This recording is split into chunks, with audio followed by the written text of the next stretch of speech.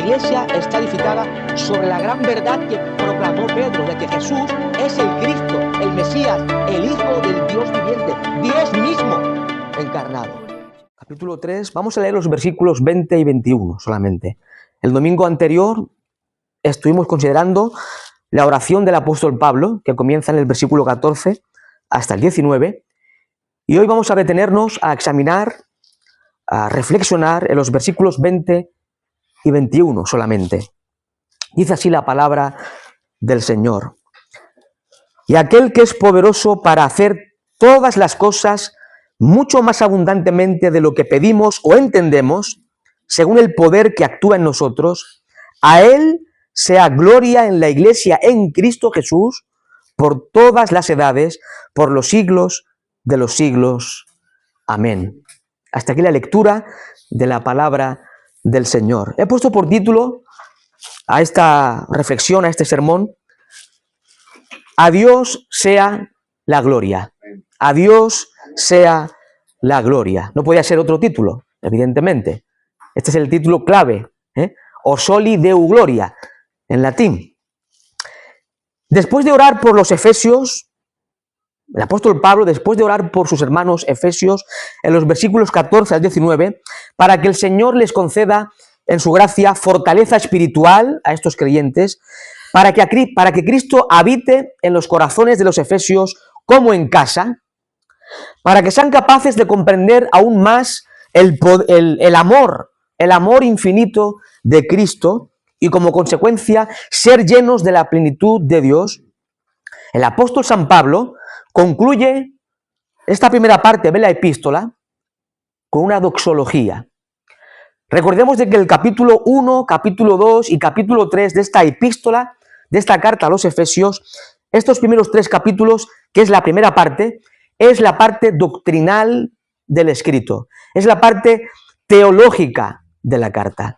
Y usted cuando lea los escritos del apóstol Pablo, en casi todas sus obras y escritos, usted verá de que Pablo suele utilizar dos partes en sus escritos.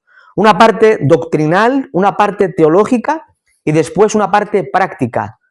Y aquí aprendemos ya de entrada que es necesario conocer la palabra de Dios. Es necesario conocer la doctrina bíblica.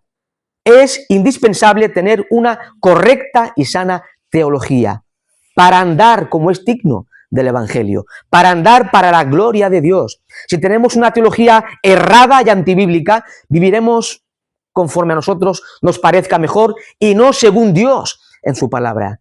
De ahí, amada Iglesia, la importancia de entender y comprender bien la doctrina bíblica, para andar en consecuencia.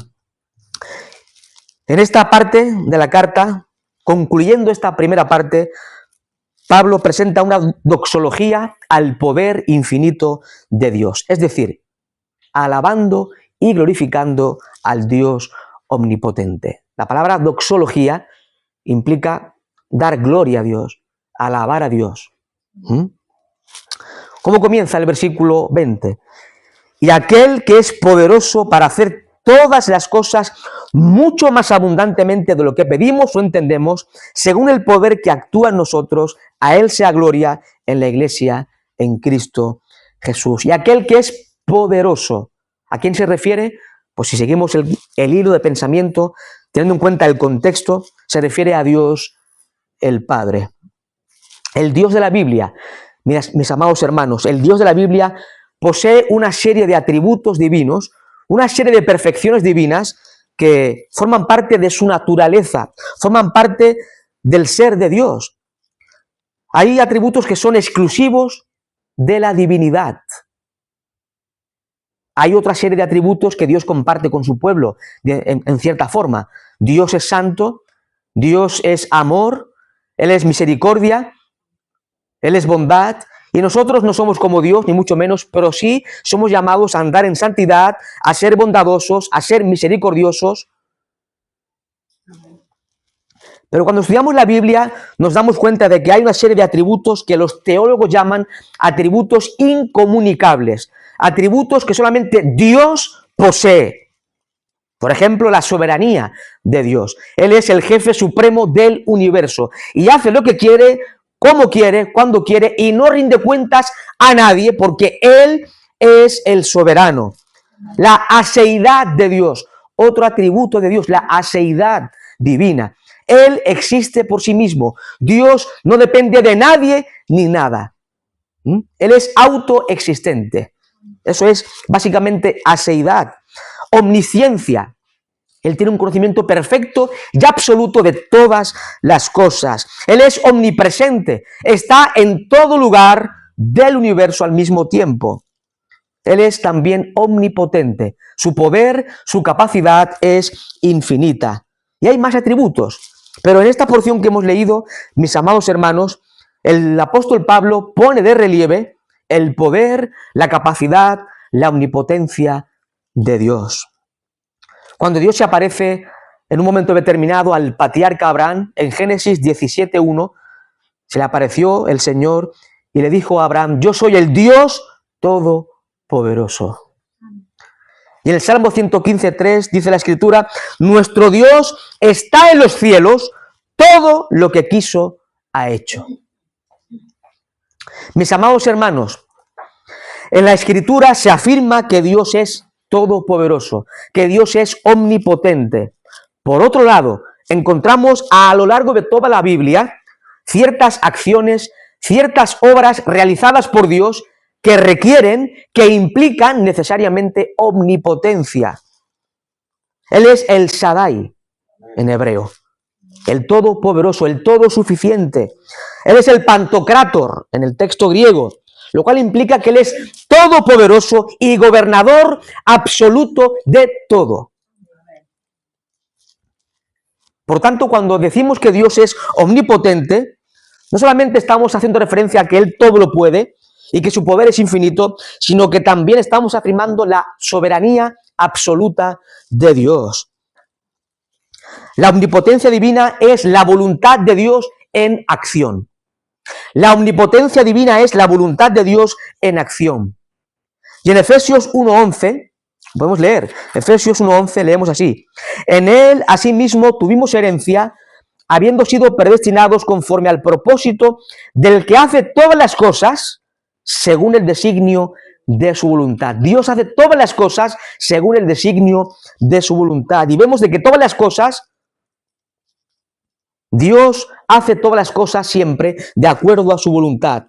Por tanto, la omnipotencia divina siempre actúa en armonía a su soberana voluntad. Mis amados hermanos, el poder de Dios lo encontramos en Génesis capítulo 1. Ya en el primer capítulo de la palabra de Dios lo encontramos. Estamos leyendo, hemos dicho los hermanos de leer la Biblia, de volver a leerla en un año, o en 2 años, da lo mismo, pero leerla. Y hemos empezado en el libro del Génesis, ¿verdad? Y ya en el capítulo primero vemos el poder omnipotente e infinito del Creador. Dios creó todas las cosas con su palabra, dice la Escritura. Dios habló y este universo tan bello, tan grande, tan profundo, vino a la existencia a la voz soberana del Dios omnipotente. Esta creación es el resultado del poder infinito de Dios. Ahí vemos el poder de Dios. Este poder que creó todas las cosas es el poder que hizo posible que viniera un diluvio universal en aquella sociedad antediluviana, en tiempos de Noé, para castigar a los impíos, a aquellos impíos que se rebelaron contra Dios, que vivían de espaldas a Dios. Ese mismo poder de Dios, con el cual Dios liberó, redimió al pueblo de Israel de la esclavitud egipcia. En aquel contexto, Egipto era una de las potencias más poderosas del mundo, pero Dios libró a su pueblo a través de un simple anciano con una vara. Devastó aquel imperio egipcio y redimió a su pueblo de la esclavitud. También vemos el poder de Dios en que Dios en un momento determinado abrió el mar en 2 para que su pueblo pasara en seco. Y así seguimos leyendo la Biblia y vemos el poder de Dios a través de toda ella, de toda la palabra de Dios. Ese mismo poder de Dios es el que hace posible la salvación del pecador. Para salvar a Dios, para salvar al hombre, Dios usa más su poder que el que usó para crear el universo. Amén. Esto lo dice Thomas Watson, un teólogo puritano. ¿Y por qué requiere que Dios utilice más poder para salvar al impío que crear el universo? Porque el hombre está totalmente depravado por el pecado. El hombre está muerto en delitos y pecados, es un cadáver espiritual y por tanto está inhabilitado e incapacitado moral y espiritualmente. Además, no solamente el hombre está depravado totalmente, sino que está bajo el dominio, bajo la potestad del mismo Satanás. Hechos 26, 18. Se requiere, por tanto, mis amados hermanos, una capacidad infinita para salvar al hombre, para trasladar al hombre del dominio del diablo, de las tinieblas, al reino de Cristo. Colosenses 1:13. Se requiere, por tanto, un poder infinito para salvar al hombre pecador. Ese mismo poder que salva a los pecadores es el mismo poder que Dios usó para resucitar a su Hijo Jesucristo, tal como leemos en Efesios capítulo 1, versículo 20. Dice que ese poder operó en Cristo, resucitándole de los muertos y sentándole a su diestra en los lugares celestiales. Este es el poder de Dios. Esta es la capacidad infinita del Dios de la Biblia. Mis amados hermanos, nosotros no podemos comprender el poder de Dios en toda su dimensión. No sabemos en realidad lo que implica la capacidad del poder de Dios. Nosotros somos seres limitados, somos seres finitos, somos débiles y pecadores, pero el Dios de la Biblia es infinito, es todopoderoso y absolutamente soberano.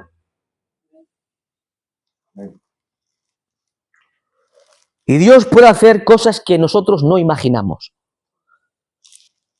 Dios puede hacer infinitamente mucho más de lo que le pedimos o entendemos, dice el texto. Y aquel que es poderoso para hacer todas las cosas mucho más abundantemente de lo que le pedimos o entendemos. Tremendo, mis amados hermanos. Glorioso. Y en esta doxología, en esta alabanza, se reconoce al omnipotente Dios capaz de actuar aún más allá de todo lo que pudiera ser pensado y más allá de lo que pudiera ser pedido por sus hijos. Mis amados hermanos, esta verdad bíblica que encontramos en esta porción debe hacernos entender que podemos venir ante el Señor. Podemos venir ante Dios como nuestro Padre Celestial porque Dios es rico en recursos. Dios es rico en recursos, mis amados hermanos.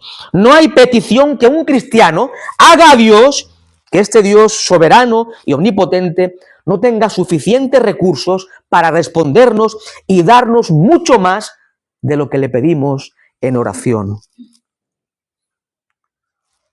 Por tanto, mi amado hermano, puedes venir en esta mañana ante la presencia del Señor, presentar tus peticiones ante su santo trono, con confianza y seguridad plena de que Él tiene recursos más que suficientes para atender tus oraciones, para atender tus ruegos y peticiones y darte abundantemente aún más de lo que le estás pidiendo en oración.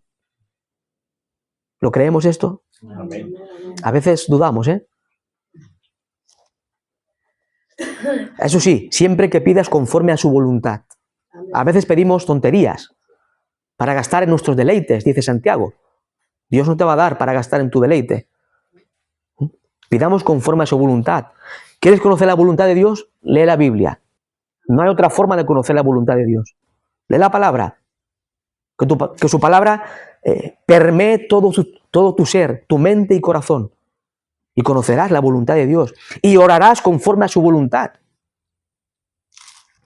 Pero hoy en día el mundo cristiano quiere orar a Dios y pedir conforme a su voluntad sin conocer la Biblia, sin conocer la voluntad de Dios revelada en su palabra. Y hay oraciones mediocres y antibíblicas por doquier.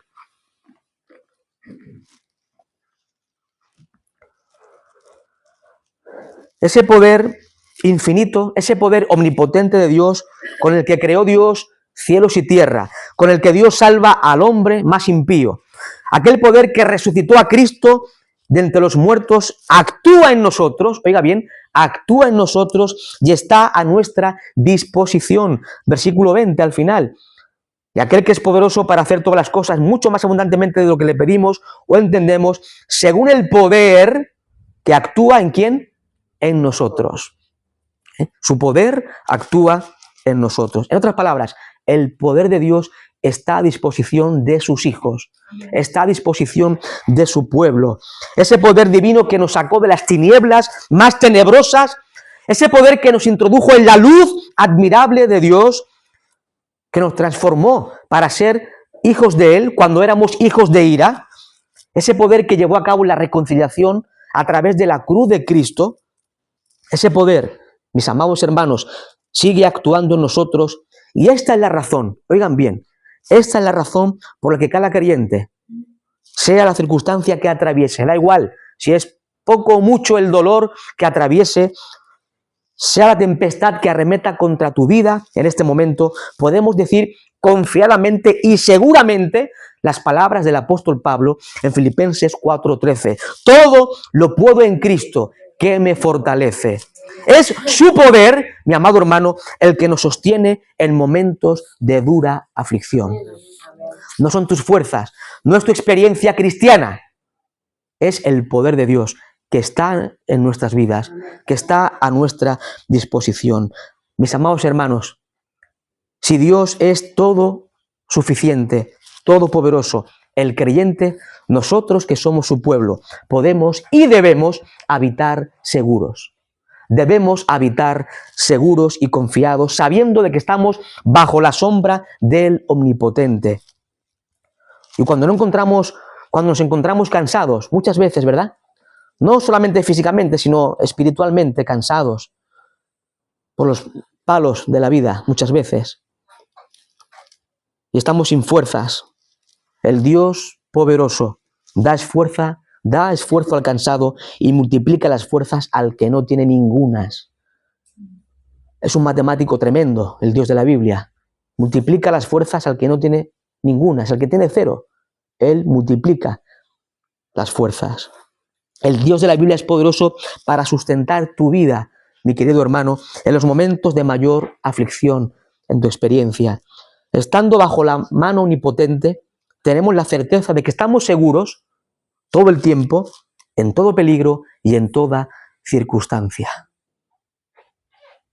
Amada Iglesia, tenemos el poder de Dios en nosotros y a nuestra disposición.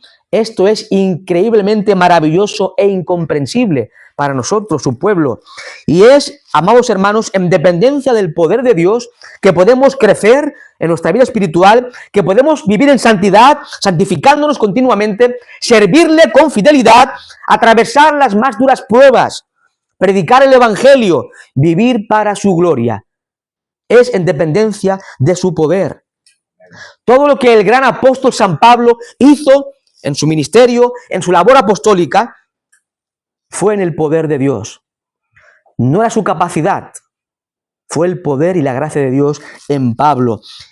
Nosotros por nuestra propia cuenta no podemos, no llegamos, es imposible, somos débiles, finitos, pecadores. Es en dependencia del poder de Dios.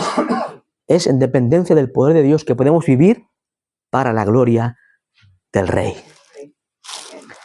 Versículo 21 concluye con esa doxología tan gloriosa. Dice, a Él, a este Dios capaz de todo, a Él sea gloria en la Iglesia en Cristo Jesús. ¿Cuándo? Por todas las edades, por los siglos de los siglos.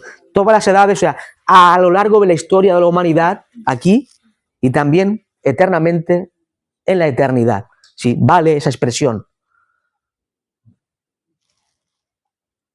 A Él sea la gloria en la Iglesia en Cristo. Una de las doctrinas o expresiones teológicas de la teología reformada, una de las 5 solas, es soli deo gloria, solo a Dios la gloria. Y mis amados hermanos, cuando leemos la palabra de Dios de Génesis 1, Apocalipsis 22, nos damos cuenta de que el fin de todo es la gloria de Dios, la gloria de Dios. Dios crea cielos y tierra para su gloria. Lo dice Apocalipsis capítulo 4. Apocalipsis capítulo 4, versículo 9 al 11, dice así: y siempre que aquellos seres vivientes dan gloria y honra y acción de gracias al que está sentado en el trono, al que vive por los siglos de los siglos, y los 24 ancianos se postran delante de aquel que está sentado en el trono y adoran al que vive por los siglos de los siglos y echan sus coronas delante del trono diciendo: Señor, digno eres de recibir la gloria y la honra y el poder. ¿Por qué? ¿Por qué motivo? Porque tú creaste todas las cosas y por tu voluntad existen y fueron creadas. Él creó todas las cosas para su gloria y para su honra. Dios crea al hombre para su gloria. Dios salva a su pueblo escogido para su gloria. Dios creará en un futuro escatológico cielos nuevos y tierra nueva para su gloria. La iglesia de Cristo tiene una misión triple en este mundo. ¿Para qué existe la iglesia aquí? Para tres cosas: para predicar el evangelio de Cristo a los perdidos, para edificar a los santos y para glorificar al Dios vivo y verdadero.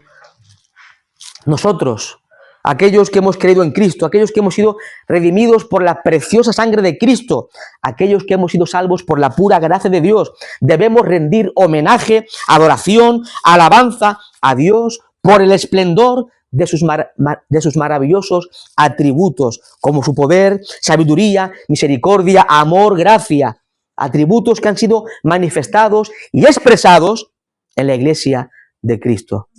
La iglesia ha experimentado el poder, la sabiduría, su misericordia, su gracia y su amor. A Él sea la gloria en Cristo, en Cristo. Es el Verbo eterno de Dios quien revela al Padre, ¿verdad? El máximo revelador de Dios es Cristo, el resplandor de su gloria y la expresión exacta de su naturaleza, como señala el autor de la epístola a los Hebreos. Y en Juan 1:14, ¿qué leemos? Y aquel Verbo fue hecho carne y habitó entre nosotros y vimos su gloria, gloria como del unigénito del Padre, lleno de gracia y de verdad. La gloria de Dios es manifestada, es desplegada en la historia humana como nunca antes en la persona y la obra del Señor Jesucristo. ¿Quieres contemplar la gloria de Dios como nunca antes? Contempla al crucificado, contempla a Cristo, contempla su persona, su carácter y su obra extraordinaria, maravillosa en esa gloriosa cruz del Calvario. Ahí vemos su amor, su justicia, su santidad, su gloria como nunca antes, en la muerte de nuestro bendito Salvador. Recordemos todo lo que hemos visto en estos 4 meses. Hoy hacemos 4 meses de que iniciemos la predicación de esta carta. Recordemos todo lo que hemos visto en los capítulos anteriores. Estábamos muertos en delitos y pecados, depravados, incapacitados, pero Dios en su poder y soberanía nos dio vida, nos resucitó con Cristo por su gran amor y misericordia. Efesios capítulo 2, versículo 4. Recuerda, mi amado hermano, que estabas incapacitado, estabas inhabilitado para hacer algo en tu salvación, pero vino el Señor, vino el Dios de la gloria y con su gracia te dio el regalo de la salvación y la vida eterna. Mis amados hermanos, ¿cómo no dar gloria y alabanza a este Dios tan glorioso, tan sublime, tan majestuoso, que nos escogió en la eternidad, que nos predestinó en amor para ser adoptados hijos suyos, que envió a su Hijo Jesucristo a morir en la cruz para redimirnos de la esclavitud del pecado y del infierno, que nos dio su Espíritu, que es las arras de la herencia eterna? ¿Cómo no dar gloria a este Dios? ¿Cómo no alabar su nombre? Cuando contemplamos en la palabra de Dios todo el plan de salvación diseñado, planeado y ejecutado por el Dios Trino, no tenemos más que doblar nuestras rodillas, como Pablo, y adorar a Dios, alabar su nombre, tributar gloria, honor y alabanza a su santo nombre, como hacen los seres angelicales en Apocalipsis capítulo 4 y capítulo 5. irrumpen en alabanza a Dios, al que está sentado en el trono, y al Cordero que fue inmolado. Y mis amados hermanos, si son los ángeles y no paran de adorar y glorificar su nombre, ¿cuánto no más nosotros, su pueblo, que hemos sido redimidos por la sangre de Cristo, nos vamos a callar nosotros? ¿Vamos a estar enmudecidos? No, mi amado hermano. Cristo no murió por los ángeles, Cristo murió por nosotros. Amén. Amén. Recuerda todo lo que Dios ha hecho en tu vida, todas las bendiciones que ha derramado sobre tu vida en Cristo. Esto debe llevarte a adorar su nombre. Recordar las bendiciones, el favor de Dios a lo largo de nuestra vida cristiana nos lleva a alabarle. Mis amados hermanos, no olvides los beneficios que has recibido de la mano bondadosa y amorosa de Dios. Somos olvidadizos muchas veces, ¿verdad? Nos olvidamos de todo lo que Dios nos ha dado, nos ha regalado, nos sigue dando y nos dará. Eso nos lleva a ser ingratos ante Dios. Pero cuando recordamos día a día todo lo bueno que ha sido Dios con nosotros, no tenemos más que doblar nuestra rodilla y nuestro corazón y tributar honor, gloria y honra a aquel que es digno en todo el universo. Solo Dios es digno, solo Él.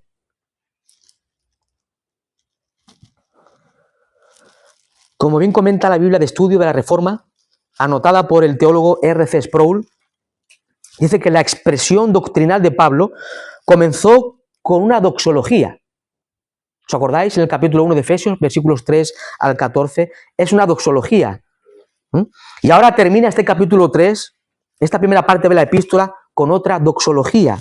Al igual que en el capítulo 1, el capítulo 3, versículo 21, indica que la gloria de Dios, oiga bien, la gloria de Dios es el objetivo y punto principal de todo lo expuesto en los capítulos 1 al 3.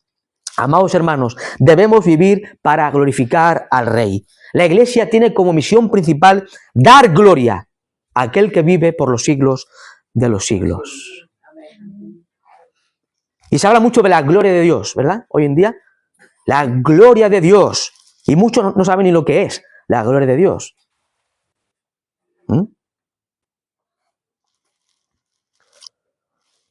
Como bien señala el teólogo puritano Thomas Watson, del siglo XVII, hay dos clases de gloria.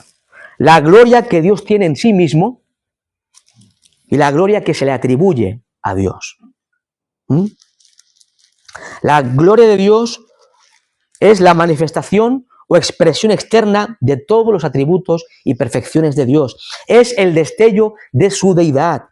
El pastor y teólogo John Piper señala que la gloria de Dios es la belleza infinita y la grandeza de las múltiples perfecciones de Dios. La vida misma de Dios reside en su gloria. ¿Quieres conocer la gloria de Dios en su mayor expresión? Mira a Cristo. Mira a Cristo. Contempla su persona y obra. Contempla lo que hizo por cada uno de nosotros, pecadores miserables. Cuánta gloria, ¿verdad? Esa cruz, que es poder de Dios para salvación a todo aquel que cree.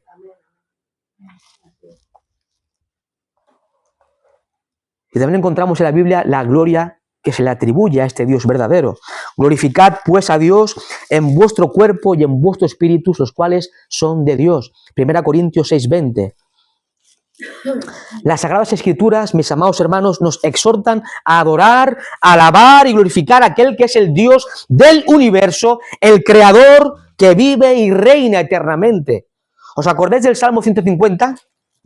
Alabad a Dios en su santuario, alabadle en su magnificencia de su firmamento, alabadle por sus proezas, alabadle conforme a las muchedumbres de su grandeza, alabadle en son de bocina, alabadle con salterio y arpa, alabadle con pandero y danza, alabadle con cuerdas y flautas, alabadle con címbalos resonantes, alabadle con címbalos de júbilo. Todo lo que respira, alabe al Señor.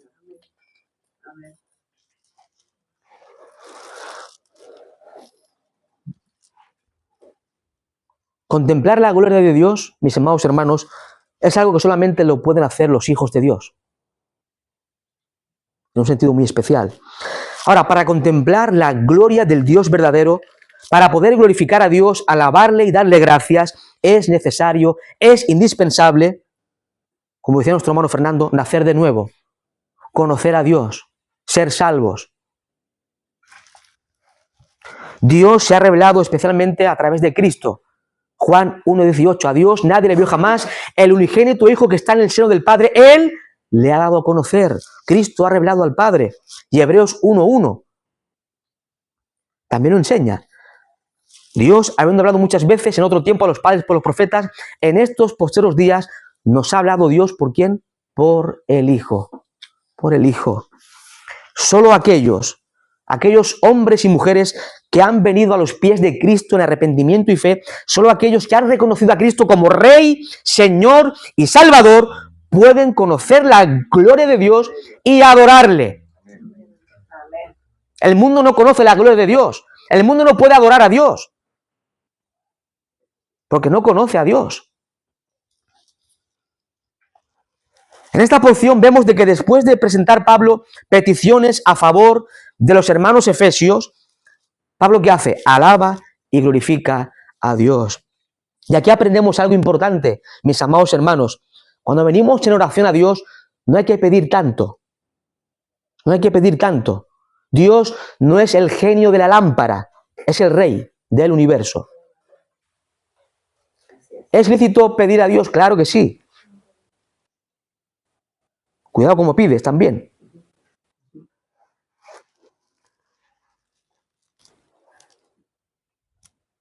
Más bien hay que alabar a Dios, glorificar a Dios, dar gracias a Dios por todo lo que Él es y ha hecho en nuestras vidas, exaltar sus atributos, su gloria y su majestad, porque solo Dios es digno.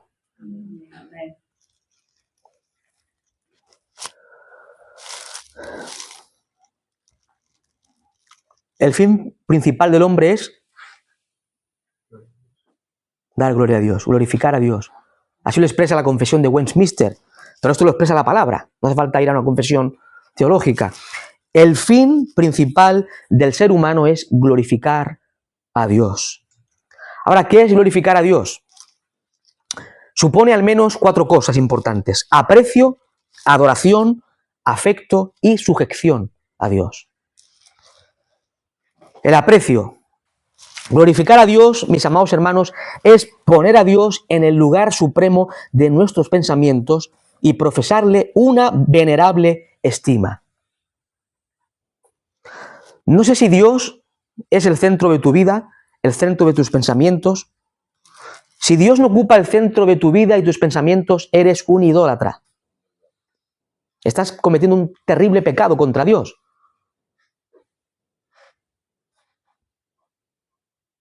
¿Quién es el centro de tu vida, de tus pensamientos?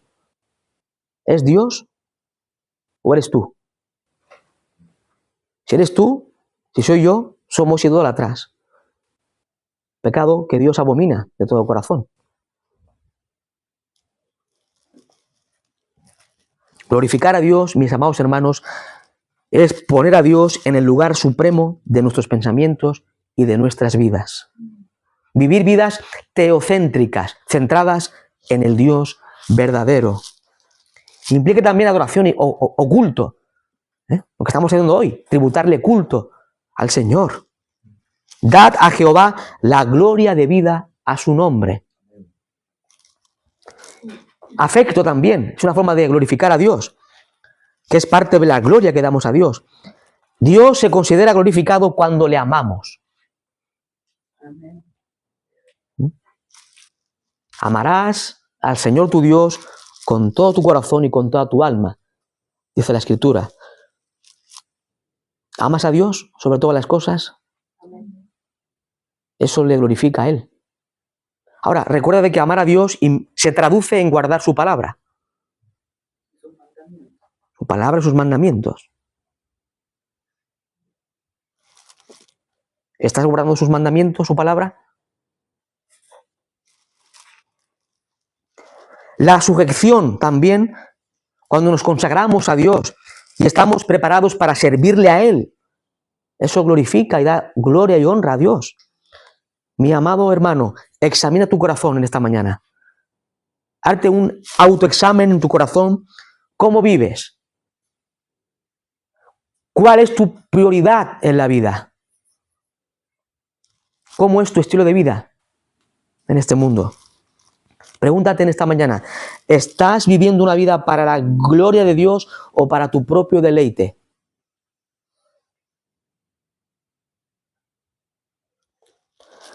Recuerda de que la esencia de la vida cristiana consiste en vivir centrados en Dios y no en nosotros mismos.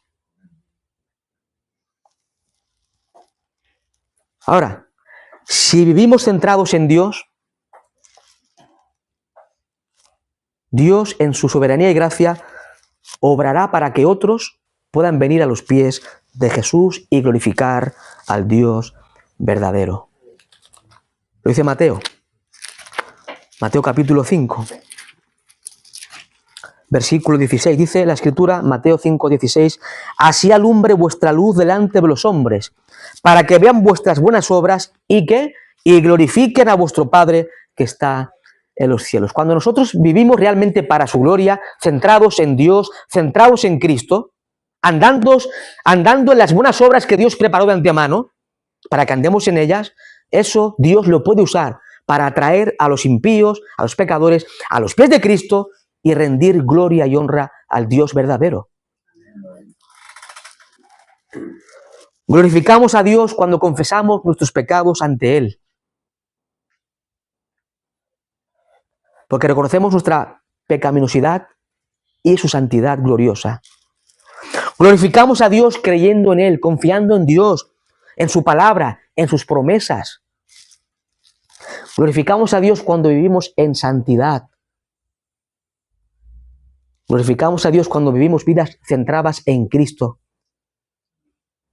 siguiendo las pisadas de Cristo. Glorificamos a Dios cuando compartimos el Evangelio a los perdidos. ¿Estamos glorificando a Dios como iglesia? El fin último de la iglesia es dar gloria a Dios.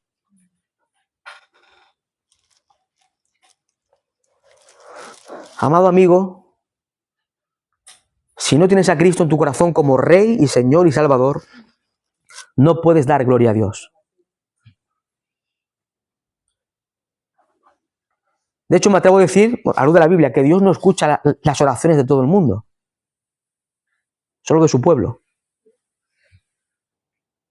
Hay impíos que oran a Dios, Dios no te va a escuchar, a no ser que te arrepientas y pongas tu fe en Cristo, Dios no te va a atender. Para dar gloria a Dios es necesario creer en su Hijo, en el Señor Jesucristo. Poner la fe en Él y en su obra en la cruz. Solamente a través de la fe en Cristo, el hombre pecador es reconciliado con Dios, es lavado, perdonado, salvado y capacitado para vivir para gloria del Rey. Ven a Cristo en esta mañana. Si no tienes a Cristo como Salvador en tu corazón, ven a Cristo. Cristo está con los brazos extendidos, en gracia y amor. Venid a mí todos los que estáis trabajados y cargados, y yo os haré descansar. Es un llamado a la salvación. Dios manda ahora a todos los hombres en todo lugar que se arrepientan. Porque Dios ha determinado un día para juzgar a la humanidad por medio de Cristo. Ven a Cristo esta mañana. Mientras tengas oxígeno en tus pulmones, ven a Cristo. Porque eres enemigo de Dios. Estás bajo la ira de Dios. Vas camino al infierno por toda la eternidad sin Cristo. Ven a Cristo en arrepentimiento y fe y serás salvo. Y podrás contemplar la gloria de Dios. Y podrás vivir para la gloria del Rey de Reyes y Señor de Señores. A Él la gloria, eternamente y para siempre. Amén. Padre, gracias por este